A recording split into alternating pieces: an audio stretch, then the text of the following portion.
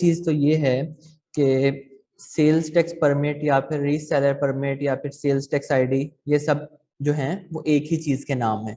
लेकिन जब हम बात करते हैं कि रीसेल सर्टिफिकेट की, तो वो एक डिफरेंट चीज होती है।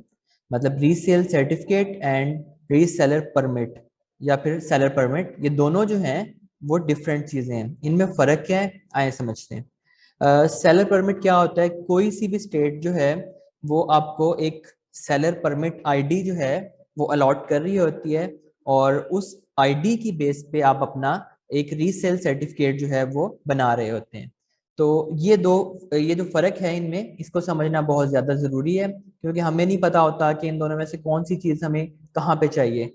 तो सेलर परमिट आपको चाहिए होता है अपने आप को एज अ सेलर शो करवाने के लिए। मतलब बेसिकली एक आईडी ही होती है, वो आईडी हमें चाहिए होती है, और वो हमें कब मिल रही होती है? जब हमें सेलर परमिट मिल रहा होता है।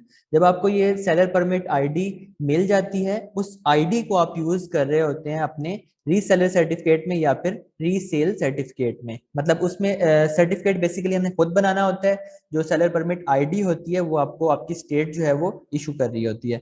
अब रीसेल सर्टिफिकेट जब आप बना रहे होते हो, उसके अंदर आप अपनी सेलर परमिट आईडी डालते हो, जिसकी वजह से हम कहते हैं कि ये एक वैलिड रीसेल सर्टिफिकेट बन गया है हमारे पास। अच्छा, ये एक क्वेश्चन हमारा जो है उम्मीद है क्लियर हो गया होगा। अब अगली चीज ये है कि इसका स्टेप क्या है। इसके स्टेप बाय स्टेप अगर हम देखें तो इसमें क्या क्या चीजें हमें करनी होती हैं। सबसे पहला काम जो हमने करना होता है वो हमने लेना होता है सेलर परमिट या फिर सेलर परमिट आईडी। वो ऑब्वियसली मैंने आपको बताया कि आपको आपकी स्टेट जो है वो इशू कर रही होती है, तो उसके लिए हम अप्लाई कर रहे होते हैं, और जब हमें सेलर परमिट आईडी मिल जाती है तो उस आईडी को यूज करते हुए हम अपना रीसेल सर्टिफिकेट बना रहे होते हैं। अच्छा, अब उसमें सेलर परमिट आईडी या फिर रीसेलर परमिट या फिर सेल्स टैक्स परमिट हम ले किस तरह से सकते हैं, उन चीजों को हम डिस्कस कर लेते हैं। नंबर वन इज कि आप स्टेट की वेबसाइट से जाके अप्लाई कर सकते हैं ऑनलाइन, और आपको सेलर परमिट आईडी मिल जाती है। लेकिन इंपॉर्टेंट चीज ये है कि उसके लिए आपको एसएसएन या फिर आईटिन जो है वो चाहिए होता है। अच्छा, मैंने कुछ वीडियोस देखी जिसमें मैंने देखा कि लोगों ने ऑनलाइन अप्लाई किया हुआ था बगैर एसएसएन या फिर आईटिन के।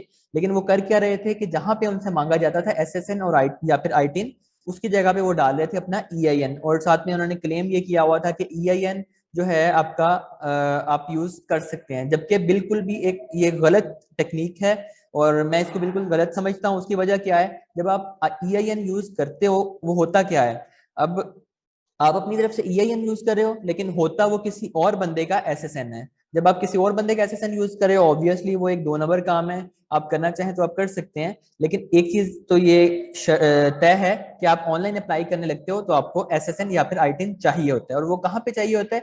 जब आप अपनी कंपनी के ऑनर्स की डिटेल्स या फिर अपने कंपनी के ऑर्गेनाइजर्स की या मैनेजिंग मेंबर्स की डिटेल्स बता रहे होते हो, तो वहां पे आपसे वो पूछ रहे होते हैं कि एसएसएन या फिर आईटिन आप अपना यहाँ पे पुट करें। तो मैं तो यही रिकमेंड करूंगा कि आप वहां पे ईआईएन बिल्कुल यूज ना करें। अच्छा, अब सवाल ये पैदा होता है कि अगर हम ऑनलाइन, ऑब्वियसली जब हमारे पास एसएसएन या फिर आईटिन का तो वैसे ही एक बहुत लंबा प्रोसीजर है, एसएसएन हमें अलॉट हो नहीं सकता, तो क्या हम इसका मतलब अप्लाई कर ही नहीं सकते? तो नहीं, बिल्कुल आप कर सकते हैं। अगर आपके पास ये दोनों चीजें नहीं भी हैं, आप तब भी अप्लाई कर सकते हैं। उसका करेक्ट जो मेथड है वो क्या है?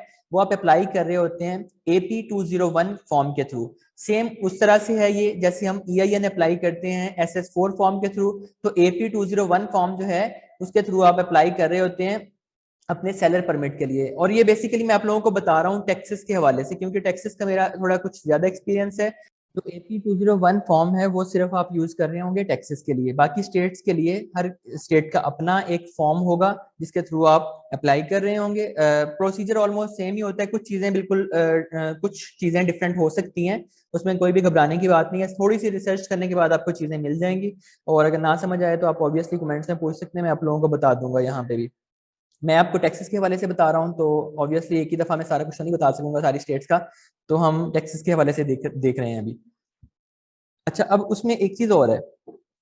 जब आप ऑनलाइन अप्लाई कर रहे होते हो तो ऑब्वियसली आप स्टेट की वेबसाइट से जाके अप्लाई कर लेते हो, लेकिन जब हम AP201 फॉर्म के थ्रू अप्लाई करते हैं, तब हमने क्या करना होता है कि हमने वो एप्लीकेशन फिल करनी होती है। मैं आपको एप्लीकेशन अभी दिखा भी देता हूँ। उसको आपने ईमेल करना होता है इस ईमेल एड्रेस पे, या फिर आपने फैक्स करना होता है इस फैक्स नंबर पे। Same like you have faxed SS4 form for EIN, अगर आप लोगों ने किया है। अगर नहीं किया तो वो कोई मसला नहीं है, आप मेरी वो वाली वीडियो देख लें, उसमें मैंने बताया हुआ है कि आप फैक्स जो है वो किस तरह से कर रहे होते हैं।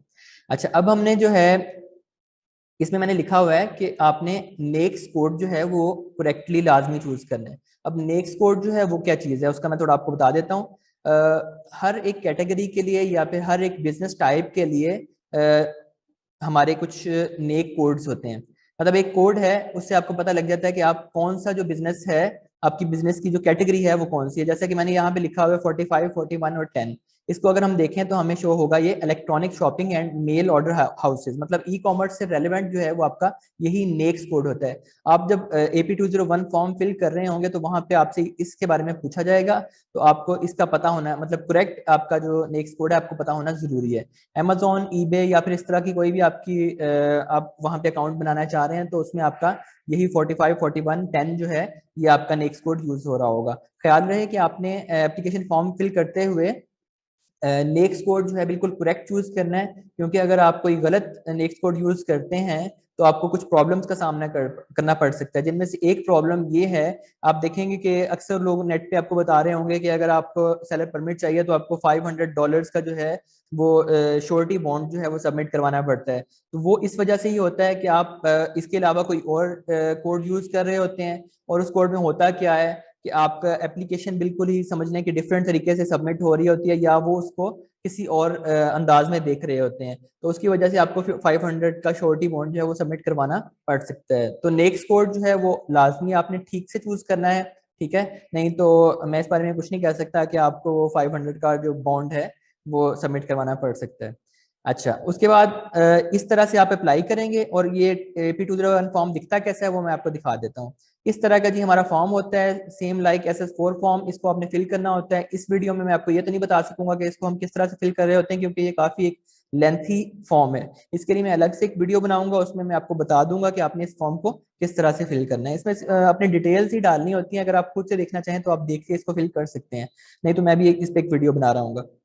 अच्छा, जब आपने फॉर्म फिल कर लिया, उसको आप बाय मेल ऑब्वियसली अगर सेंड करेंगे तो वो आपको काफी एक लंबा चौड़ा जो है वो टाइम पीरियड रिक्वायर्ड होगा, आपके पैसे लग रहे होंगे।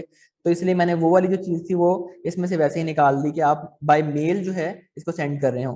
तो उसके लिए हमारे पास जो मेथड बचता है वो ईमेल वाला है कि आप ईमेल करें इस ईमेल एड्रेस पर, या फिर आप फैक्स कर लें इस नंबर पर। ठीक है, ये बिल्कुल आसान मेथड है, आप कर सकते हैं। ईमेल का तो आप लोगों को पता होगा, मैंने आपको बताया कि अगर फैक्स का नहीं पता तो मेरी आप वीडियो देखें, उसमें आपको पता लग जाएगा कि आपने अगर आपके पास फैक्स मशीन ऑब्वियसली नहीं होगी, एक पुराना एक यूज होने वाली चीज है ये, तो आप वर्चुअल फैक्स यूज करके वहां से इसको फैक्स कर सकते हैं। लेकिन उससे ज्यादा आसान तरीका वही ईमेल एड्रेस वाला है।